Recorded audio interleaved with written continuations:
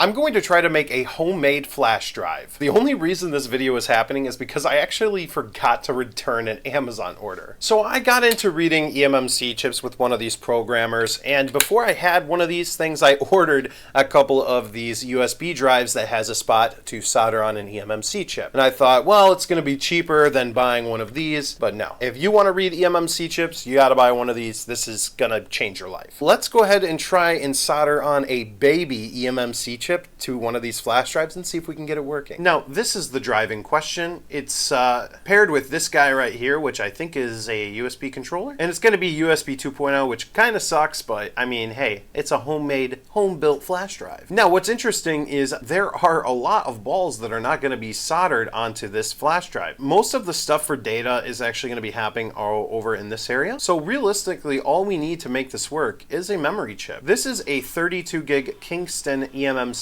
And I'll be honest, it's a little baby. It's a little baby chip. So the plan is we need to clear the solder off of this board. This already has some balls on the chip, so we should just be able to just solder it on here and it should work. It's all hypothetical, but let's go ahead and get this thing in a board holder and we're gonna go ahead and clear the solder. All right, so the plan is we're gonna use some flux to help clear this solder. So the flux I'm using is VS UHF-TF, and it's similar to Amtech's 213 flux, if you're familiar with that. Now, because I don't know what kind of solder is on the board, I'm gonna go ahead and add some leaded solder so we can just kind of get the solder lowered as far as the melting temperature goes and get the solder to wick up easier. All right, we'll bring in the wick here. All right, it's clearing up nice and easy. Perfect, perfect, perfect. We are ready for our EMMC almost. Clean up the little board with some PCB cleaner, which is isopropyl alcohol, and a Q-tip. Let's put a little bit of flux in the center. Now the thing is, we can't really line up the chip perfectly with the paint that's on the board here.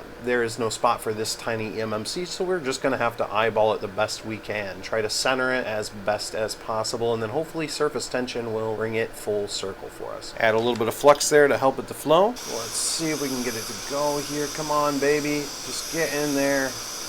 Come on, baby. Come on. There you go. There you go. That's exactly what I wanted to see. Come on. All right, let's move you. Let's do the little jiggle.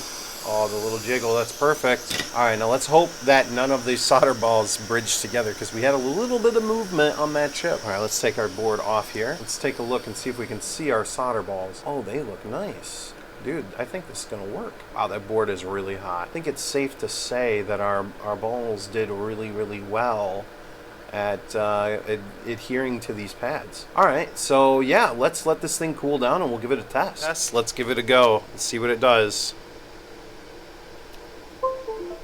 Ooh, ooh, ooh, I think it's working.